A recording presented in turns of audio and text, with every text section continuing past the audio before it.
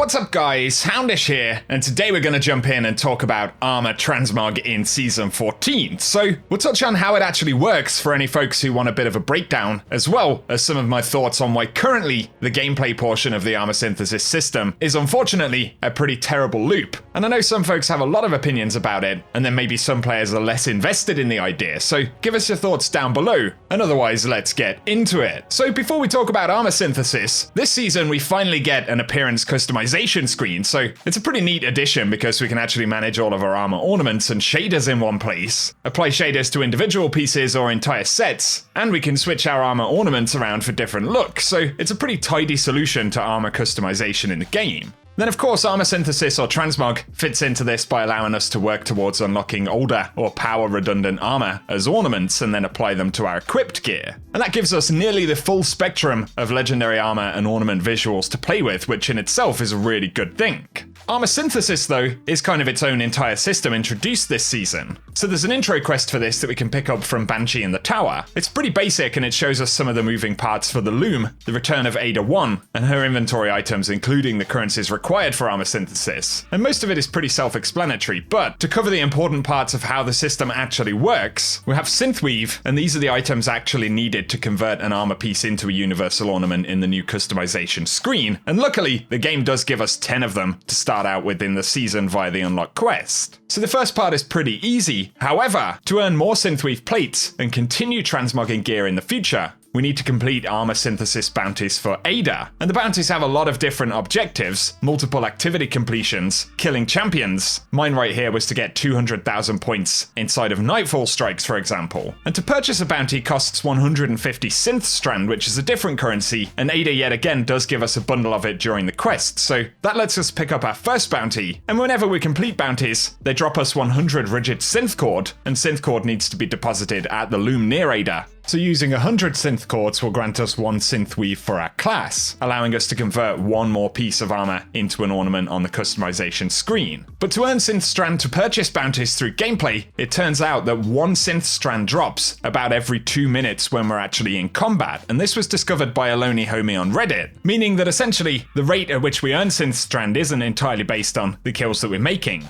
and is essentially throttled. And so you're looking at around 4 or 5 hours of in-combat gameplay before we've accumulated the 150 Synthstrand to actually purchase a bounty. And for sure, that is quite a lot of time investment for one bounty. Then of course the bounty itself also needs to be completed, which takes a little bit of time at least, and from there, we're able to earn just one Synthweave for our class to convert an armor piece on the customization screen. And so it is quite a convoluted and time-consuming process once you've used up the free ones we've been given for the season. There is also a cap of 10 Synthweave per class per season, and again this season we get the additional bundle as an introduction, but moving forward it'll be a more restrictive and again time-consuming process to go through. The only other option we have for getting Synthweave right here, which the game notifies us of promptly, is to purchase Synthweave templates via the Eververse store. And right now I believe we can purchase 5 per 200 silver in the store, and according to the database there will be other bundles we'll get access to as well. And so that basically explains how this works if you wanted a breakdown. But now, let's talk about just how ridiculous some of the grind and objectives can be for Armor Synthesis. And I should reiterate, the customization screen in itself is a great addition to the game. Armor appearance, shaders, and ornaments are managed far better with this new UI, so it has been designed really well. Also, the ability to access so many different sets as ornaments is a great addition to the game, and actually unlocking armor pieces as ornaments with the tokens, and the whole way that's set up is pretty good. However, the grind, the kind of time gating element, and clear incentivization to get players to spend silver at Eververse just feels over the top.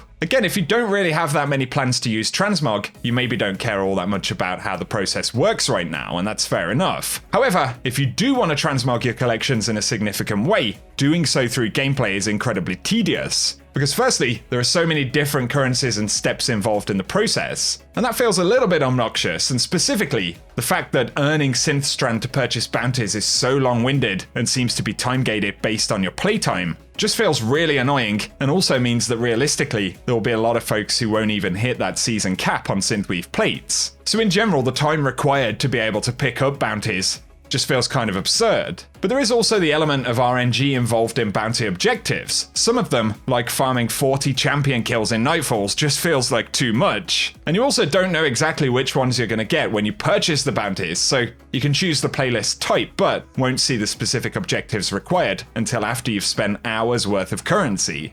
You know, if we were doing these steps to earn exotic armor, catalysts, or some distinctly unique and appealing items, some of the grind would be easily justified. However, keeping in perspective that we're earning the ability to use visuals from gear that we've already earned or purchased as part of DLC, or however you want to look at that, the effort, but also the restrictions involved just seem kind of weird and slightly confusing. And so from that standpoint, I think for a lot of players when they ask themselves the question, why is it so long-winded, and potentially even confusing for some players, it does kind of feel like Eververse incentivization is the biggest answer to that question, and I think those are some of the key reasons that quite a lot of players dislike Transmog as it stands in the game at the moment. And those would be my thoughts on it really as well. So again, give us any of your opinions down below, but in terms of how Bungie could actually fix it, I think the basic things include, to summarize, that simply reducing the effort required to earn Synthstrand so that players can get bounties more often is probably going to make the system feel a bit better. Right now, it's hardly a targetable grind. You basically just wait until you have enough currency, and the only agency players really have is to just play the game until you've played long enough. So that's one thing, but secondary to that, I think a lot of the bounty objectives could be evened out. You know, earning 200,000 points in Nightfalls versus killing 40 champions in Nightfalls, or running Blind Well 10 times in Year 4 of Destiny 2. It just makes it feel like some of the objectives are actively trying to put players off, or just waste time. I think a lot of players did expect some amount of grind to be involved in Transmog, but at the moment it just feels like way too much. But then also for the collectors out there, the cap of 10 items per season could also be looked at. I think the effort and the limits involved need to be representative of the reward, right? Which again is to wear armor that we already own, but just essentially in a relevant shell, right? Those seem to be the key points of feedback on Transmog or armor synthesis right now. In general, the system needs the scales tilting in the direction of players, investment balance, and actual fun, right? Because otherwise Transmog feels like an Eververse system primarily, which gives us just a little bit of pocket money if we remember to cut the grass. The only problem is that Ada 1 has 10 entire football fields of grass, apparently. So that's my breakdown of armor synthesis and my thoughts on what isn't working right now. But again, give us your thoughts down in the comments section. I kind of wanted to combine some useful info on how the system actually works, as well as my criticisms at the same time. So I hope you guys don't mind that. And otherwise, for me personally, there are quite a few things about Season 14 that I'm enjoying, and a lot of content coming up that I'm looking forward to. So keeping that in perspective, we'll have a whole bunch more Destiny 2 Season 14 content coming up on the channel. But otherwise, guys, thank you for tuning in, and I hope you have an awesome day.